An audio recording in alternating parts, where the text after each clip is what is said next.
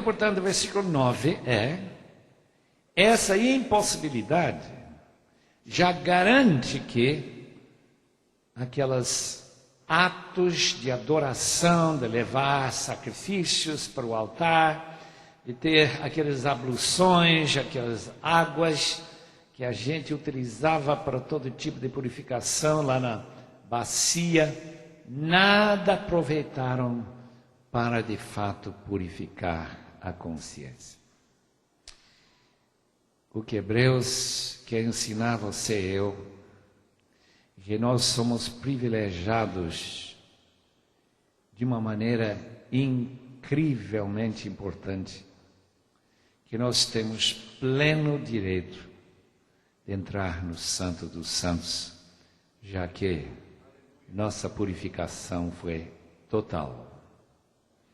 A Igreja Católica, aliás, já há muito tempo atrás, já no primeiro século, começo do segundo século, havia uma grande dúvida sobre pecados cometidos, por exemplo, como adultério, pecados, o que nós chamamos de graves, e que não havia nenhuma maneira de buscar perdão daqueles pecados, a não ser através do martírio.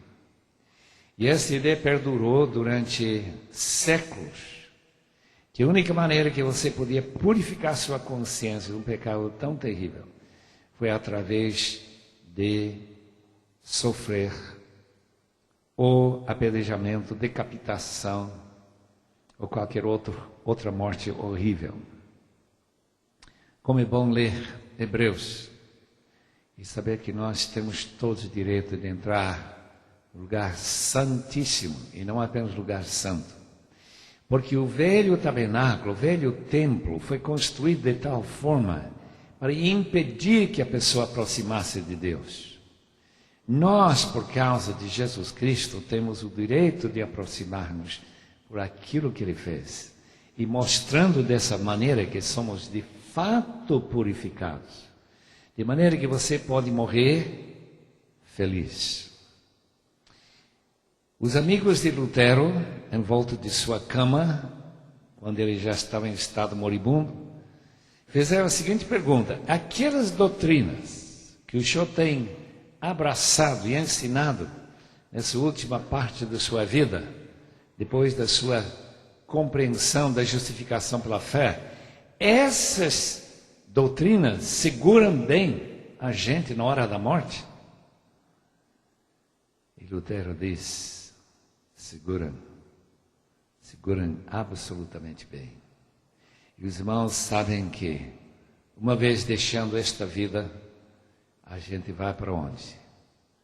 Para o Santo dos Santos, que vai para onde está nosso Senhor Jesus, onde está Deus Pai, onde estão os anjos, e aquela visão que nós temos no capítulo 4 e 5 de Apocalipse é justamente a descrição do verdadeiro Santo dos Santos que nos aguarda.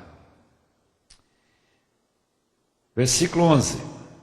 Quando Cristo veio como sumo sacerdote dos benefícios agora presentes, Ele adentrou o maior e mais perfeito tabernáculo, não aquele pequenino tabernáculo lá no deserto, não feito pelo homem, isto é, não pertencente a esta criação, não por meio de sangue de bodes e novilhos, mas pelo seu próprio sangue. Ele entrou no Santo dos Santos de uma vez para todas e obteve eterna redenção. Ora, se o sangue de bodes e touros e as cinzas de uma novilha espalhadas sobre os que estão cerimonialmente impuros o santificam, de forma que se tornem exteriormente puros, quanto mais o sangue de Cristo, que pelo Espírito Eterno se ofereceu de forma imaculada a Deus, purificará a nossa consciência de atos que condenam à morte. Justamente aquilo que Lutero não tinha entendido, justamente o que tantos não entendem, para que sirvamos ao Deus vivo, para que sirvamos o Deus vivo. Esse texto está nos informando e nos chamando a atenção. Não somente que a nova aliança que Jesus Cristo inaugurou com sua morte, mas que quando ele levou para dentro do santuário aquele verdadeiro tabernáculo santuário, que ele fez propiciação, expiação pelos nossos pecados, e que desta maneira nós podemos ter certeza da salvação eterna. Isso é importantíssimo para mim, queridos irmãos, por quê? Porque até agora a gente tem visto, como Jesus Cristo foi nosso sumo sacerdote, agora está passando a enfatizar, até capítulo 10, 18, a importância de Jesus Cristo ter oferecido o seu próprio corpo para conseguir essa salvação. Um corpo muito especial, não um corpo como o seu ou meu, no sentido que nós temos dois pais, pai e mãe, Jesus só tinha mãe. E o Espírito, que nós lemos aqui, o Espírito Santo, que através dele, pelo Espírito Eterno, se ofereceu de forma imaculada a Deus, purificará a nossa consciência dos atos que condenam a morte, para que sirvamos ao Deus vivo. Por essa razão, versículo 15, Cristo é o mediador de uma nova aliança para os que são chamados e recebem a promessa da herança eterna, visto que ele morreu como resgate pelas transgressões cometidas sob a primeira aliança. Os irmãos entenderam o que ele está dizendo? Aquilo que Paulo também afirma em capítulo 3 de Romanos.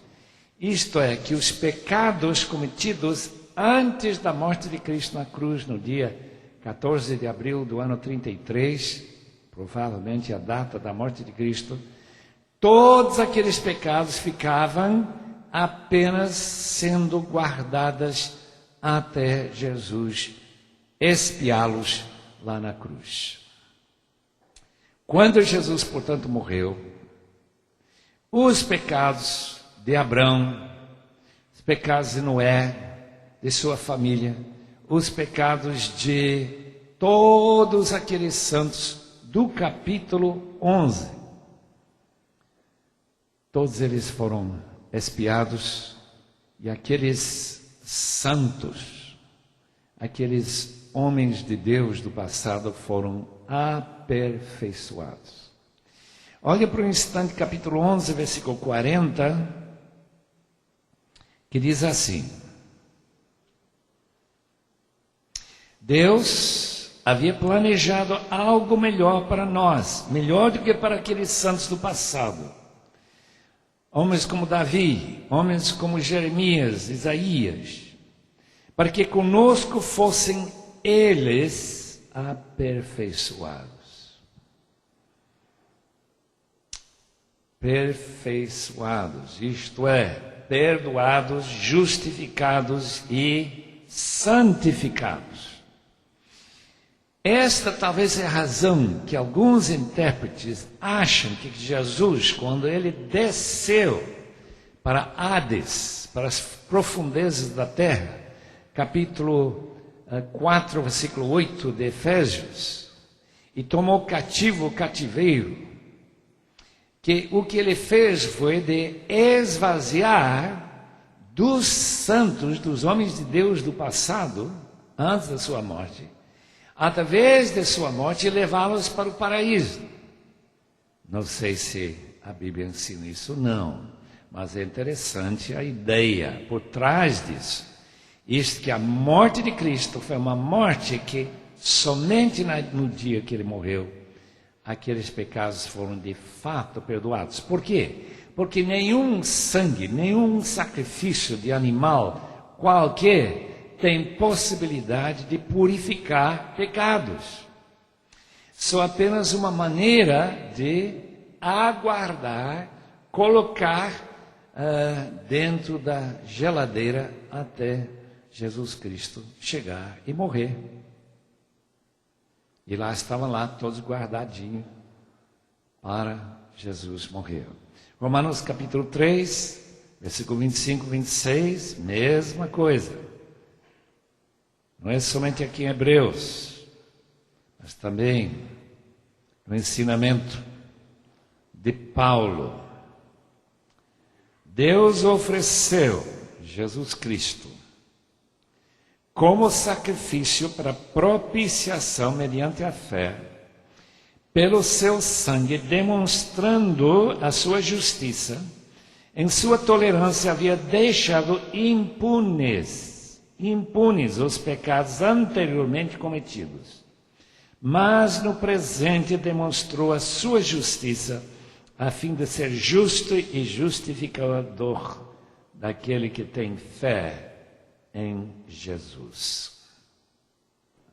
Versículo 16. No caso de um testamento, e é interessante que esta palavra testamento é a mesma palavra aliança, diatheike em grego. No caso de um testamento ou aliança, é necessário que se comprove a morte daquele que o fez, ou que acertou, tal como um contrato que vai ser registrado no cartório tem que ser assinado e tem que receber os selos e tudo mais. A mesma coisa com esse testamento, pois um testamento só é validado no caso de morte, uma vez que nunca vigora enquanto está vivo quem o fez. É como a herança que meu pai ou a minha mãe passaram para nós 4 filhos. Enquanto eles estão vivos, nós não recebemos essa herança. Essa foi a coisa realmente fora de comum, que o filho pródigo foi buscar sua herança antes do pai morrer. E ele estava realmente dizendo com isso que ele queria que o pai morresse. Foi um grande insulto aquilo que esse filho fez. Portanto, versículo 18, por isso nem a primeira aliança foi sancionada sem sangue. Os irmãos sabem, por exemplo, em Êxodo 24, lá no Monte Sinai, quando Moisés terminou de proclamar todos os mandamentos da lei, todo o povo levou sangue de novilhos, de bodes, e também água, lã vermelha e ramos de hisopo, e aspergiu o próprio livro em que ele foi mandado escrever e documentar o que estava acontecendo. E todo o povo dizendo: este é o sangue da aliança que Deus ordenou, que vocês obedeçam. Da mesma forma aspergiu com o sangue o tabernáculo e todos os utensílios das suas cerimônias. De fato, segundo a lei, quase todas as coisas são purificadas com sangue. E sem derramamento de sangue não há perdão. Portanto, o que ele está dizendo, a primeira aliança foi inaugurada com sangue. É natural que a segunda aliança, a nova aliança, seja também inaugurada com sangue. Só que há diferença imensa na qualidade do sangue, na qualidade da pessoa que morreu, ou do animal que morreu. Versículo 23, portanto, era necessário que as cópias das coisas que estão nos céus, tabernáculo, templo, eram apenas cópias, xerox, fossem purificadas com esses sacrifícios, mas as próprias coisas celestiais com sacrifícios superiores. Pois Cristo não entrou em santuário feito por homens, não aquele tabernáculo feito por Moisés e Bezalel e os outros, mas simples representação do verdadeiro. Ele entrou nos céus para agora se apresentar diante de Deus em nosso favor. Novamente, esse conceito de que não precisamos de santos, não precisamos de Maria para alguém nos representar diante de Deus. Temos nosso Senhor Jesus que nos representa e intercede por nós. Não, porém, para se oferecer repetidas vezes à semelhança do sumo sacerdote que entrava no Santo dos Santos todos os anos, uma vez por ano, com sangue alheio. Se assim fosse, Cristo precisaria sofrer muitas vezes, desde o começo do mundo, mas agora ele apareceu uma vez por todas, no fim dos tempos, para aniquilar o pecado mediante o sacrifício de si mesmo. Da mesma forma, como o homem está destinado a morrer uma só vez e depois de se enfrentar ao juízo, assim também Cristo foi oferecido em sacrifício uma única vez para tirar os pecados de muitos e aparecerá segunda vez, não para tirar o pecado, mas para trazer salvação aos que o aguardam. Quer dizer, nossa esperança da segunda vinda de Cristo não é para Ele chegar e nos perdoar, mas para Ele nos levar para o resto da salvação que Ele já produziu lá na cruz e na ressurreição por nós.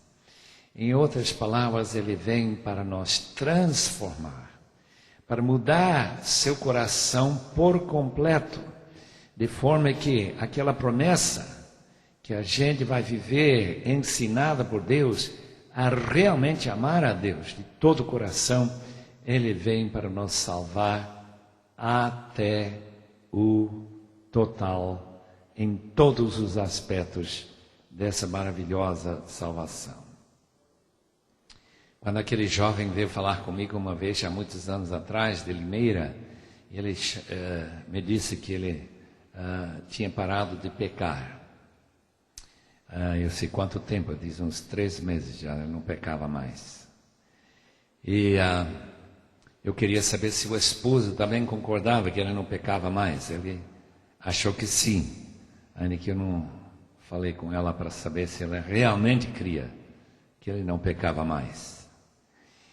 Irmãos, não pecar mais é parte da salvação que Cristo voltará para nos trazer.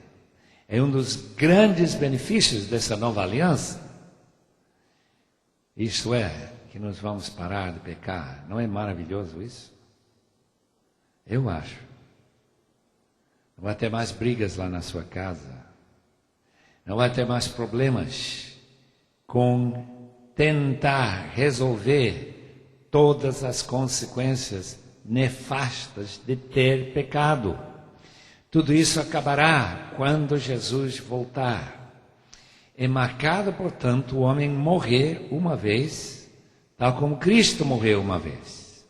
E com essa morte passar para o juízo. Só que em nosso caso, o juízo já foi recebido em cima de Jesus Cristo. Lembrem bem, 2 Coríntios 5, 21. Aquele que não conheceu pecado, isto é, na prática, na experiência, se fez pecado por nós, para que nós sejamos a justiça de Deus. Isto é, Jesus Cristo recebeu nosso pecado, recebeu nosso juízo, para que nós possamos receber dele toda a bênção, toda a graça dele ter nos trazido a salvação que nós temos em Cristo.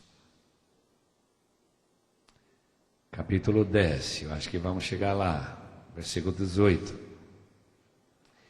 A lei traz apenas uma sombra dos benefícios. A ideia de cópias, de sombra, são apenas realidades mais relacionadas com esperança do que a realidade. Não sei se os irmãos notaram que crentes pecam quase igual a não crentes. É impressionante como crentes têm capacidade de pecar igualzinho a não crente. E de vez em quando pior. O que quer dizer isso? quer dizer que os benefícios que nós temos recebido da cruz ainda estão para serem aplicadas às nossas vidas. E a mesma coisa com aqueles homens do passado. Moisés pecou, Josué pecou, e quantos outros pecaram. Mediante, diz aqui, por isso ele nunca consegue, mediante os mesmos sacrifícios repetidos ano por ano, aperfeiçoar os que aproximam para adorar. Se pudesse fazê-lo, não deixariam de ser oferecidos aqueles sacrifícios, pois os adoradores, tendo sido purificados uma vez por todas, não mais se sentiriam culpados de seus pecados, exatamente como Lutero, que disse que aquela doutrina da justificação pela fé os segurava na hora da morte. Exatamente isso. Não sentiu mais aquela culpa, aquele peso, que ele teria que, de alguma forma, fazer penitências e pagar no purgatório todos aqueles pecados que ele tinha cometido após a sua salvação. Pois os adoradores, tendo sido purificados uma vez por todas, não mais se sentiriam culpados pelos seus pecados. Contudo, esses sacrifícios são uma recordação anual dos pecados, pois é impossível que o sangue de touros e bodes tire pecados. Por isso, quando Cristo veio ao mundo, disse, Salmo 40, versículos 5 a 7, sacrifício e oferta não quiseste, mas um corpo me preparaste, de holocaustos e ofertas pelo pecado não te agradaste. Então eu disse, aqui estou, no livro está escrito, a meu respeito, vim para fazer a tua vontade, ó Deus. Qual é a coisa mais importante no mundo, queridos irmãos? Qual é a coisa mais importante? É a vontade de Deus. Não tenha dúvida, é a coisa mais importante. Quando Jesus, portanto, veio, ele veio e cumpriu 3 aspectos da vontade de Deus. A vontade de Deus sempre tem 3 aspectos. É uma só vontade, mas 3 prismas. Primeiro prisma é decreto. Aquilo que Deus soberanamente declara vai acontecer. Se vamos olhar em capítulo 2 de Atos, vamos descobrir que a vontade de Deus em relação à morte de Jesus Cristo foi decretado.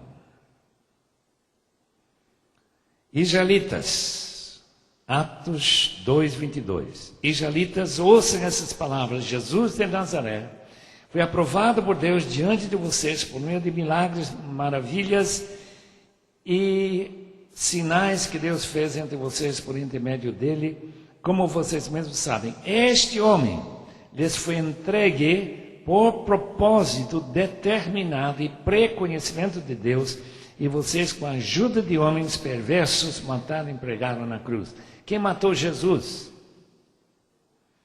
Pergunta que John Piper fez para uns presidiários. Diz, claro, foram os judeus ou foram os romanos. Não, Senhor, quem matou Jesus foi Deus. Porque a vontade de Deus foi que Jesus morresse e foi decretado, foi decidido, pré-conhecido. Em outras palavras, ele morreu porque ele foi eleito para morrer. Número 2. A vontade de Deus também é uma vontade desejada na palavra de Deus. Cada vez que você lê algum texto bíblico e que tem uma exortação no texto da palavra de Deus, você descreve e descobre o que Deus quer que você faça. É sua vontade desejada. Nós não conseguimos fazer tudo o que Deus manda fazer, mas vemos que nós temos o privilégio de escolher fazer ou não, porque a vontade de Deus é uma escolha. Agora, terceiro aspecto da vontade de Deus, claramente uma referência à sua vontade particular. Como diz esse texto aqui, não somente que Jesus morreu pelo decreto de Deus, não porque ele morreu porque a Bíblia já queria que ele morresse, falava que ele precisava morrer para salvar pecadores como nós, mas que diz o texto aqui que eu vim, no livro está escrito a meu respeito, vim pessoalmente para fazer a vontade de Deus. A mesma coisa com sua vida, querido irmão, ou jovem. Você sabe que a palavra de Deus é ir e fazer discípulos de todas as nações. Isso é decretado porque Jesus já comprou aqueles que vão sair de toda a tribo, povo, língua e nação. Apocalipse 5:9 e 7:9. Portanto, já está decretado.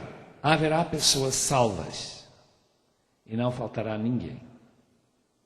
Mas todos nós sabemos que esse ide e fazer discípulos é uma decisão que a palavra de Deus manda a gente tomar. E ir é o desejo de Deus, tal como foi o desejo para Jesus Cristo vir para este mundo e nascer da Virgem Maria e ser obediente até a cruz. Mas também ele veio para cumprir um papel especificamente preparado para ele. Não é para todos nós morrermos como Jesus morreu na cruz, é só ele que foi escolhido. De maneira que você pode ter um chamado específico para chegar à Amazônia e pregar o Evangelho. Ou como aqueles primeiros irmãos da Assembleia que chegaram aqui, o Wingrid e Daniel Berg, que eles tivessem vindo para cá. Por quê? Eles podiam ter dito, não, eu não quero ir para lá, nem sei onde é, não sei como será a vida lá em Belém e Pará. Mas veja como Deus convence pessoas, depois de ter decretado que brasileiros precisavam se salvar, já que a plenitude dos gentios tem que entrar na igreja, e uma parte da plenitude é composta de brasileiros. Então, lá está Deus decretando, lá está Deus chamando homens como Daniel Berg e Gustav Wingren, e individualmente eles têm que decidir. Não é para todo mundo ir, não, é para nós. Deus quer que nós fôssemos lá para Belém de Pará. Um corpo me preparaste. Para quê? Para fazer a tua vontade. E que incumbência tremenda de dar esse corpo ao eterno Filho de Deus através da Virgem Maria. Que tremenda experiência de nascer para ser envergonhado e crucificado, receber todas aquelas outras torturas que Jesus passou. Primeiro ele disse, sacrifícios, ofertas e holocaustos e ofertas pelo pecado não quiseste. Por que ele não quer? Porque não estão mudando nada de verdade. Não estão transformando, não está santificando, não está perdoando. Versículo 9, então acrescentou, aqui estou, vim para fazer tua vontade. Ele cancela o primeiro para estabelecer o segundo. Deus não quer esses sacrifícios desses animais e touros. Essa é a razão, amados irmãos, que nós não temos nenhum altar para queimar corpos de ovelhas, de bodes, de novilhos, hoje, não é para sacrificar. E aquele pastor que matou um cordeirinho lá na mesa da ceia, naturalmente fez isso para chocar todo mundo. Com certeza chocou mesmo. Mas não podia, melhor dito, no sacrifício de Jesus, que disse: eu vim para fazer a tua vontade. Pelo cumprimento dessa vontade, marque bem na sua Bíblia, querido irmão, versículo 10. Pelo cumprimento dessa vontade, fomos santificados por meio do sacrifício do corpo de Jesus Cristo, oferecido uma vez por todos. Se Jesus tivesse morrido forçadamente, se Jesus tivesse passado por aquilo que aquele judeu de Paris passou nesses últimos dias, torturado, mas não porque ele queria fazer isso, a morte dele não teria tido valor para nós. Portanto, a experiência de Jesus no jardim de Getsemane, correspondendo ao jardim de Éden, quando Adão e Eva decidiram não fazer a vontade de Deus, que Jesus, como último Adão, cumpre esse papel. E nesse cumprimento, nós somos santificados, exatamente como pela falta de obediência de Adão, o primeiro Adão, nós fomos constituídos pecadores. Capítulo 5 de Romanos, versículos 15 em diante. Dia após dia, todo sacerdote apresenta-se e exerce os seus deveres religiosos. Aparentemente, o templo ainda está em pé em Jerusalém. Dia após dia, repetidamente oferece os mesmos sacrifícios. Cordeiro de manhã, cordeiro à tarde, e aqueles outros animais que pessoas que tinham problema de consciência trouxeram. Eles não podem remover pecados. Mas quando este sacerdote acabou de oferecer para sempre um único sacrifício pelos pecados, assentou-se à direita de Deus. Daí em diante ele está esperando até que os seus inimigos sejam colocados como estrado dos seus pés. 1 Coríntios 15, versículo 24 a 28. Por quê? Por meio de um único sacrifício, ele aperfeiçoou para sempre os que estão sendo santificados.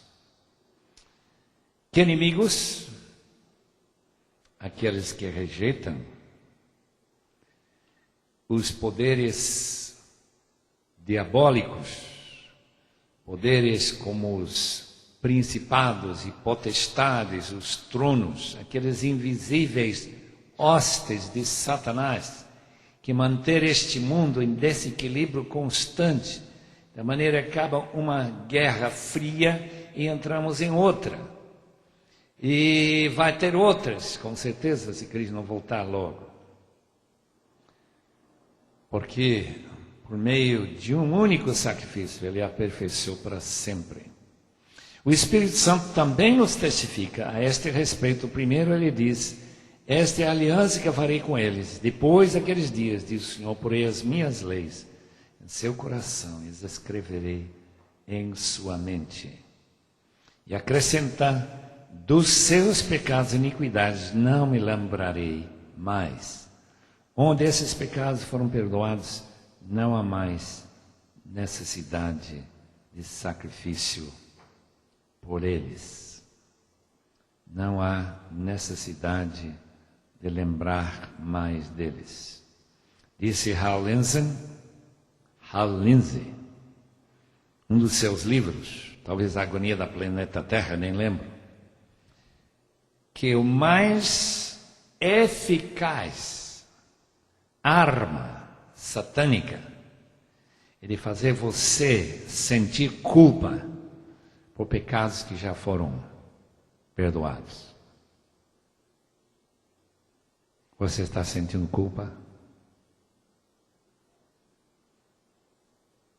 Graças a Deus, este texto garante que sua fé no Senhor Jesus, essa dependência nesse sacrifício maravilhoso de nosso Senhor Jesus Cristo, é suficiente para nos perdoar de todo pecado. Conclusões, rapidinho, para livrar os irmãos. Primeiro, que o que Jesus fez no céu, para levar o seu sangue para o tabernáculo eterno, é o meio pelo qual nós fomos de fato salvos, e não simplesmente o fato que ele morreu aqui na terra. Talvez essa razão que Romanos capítulo 4, versículo 25 diz que Jesus Cristo ressuscitou para nossa justificação. Essa justificação para que Ele possa realmente interceder por nós. Ele entrou nesse tabernáculo uma vez para todos, levando seu próprio sangue do corpo que Deus Pai ofereceu para Ele. O homem destinado a morrer uma só vez. Daí vem o juízo.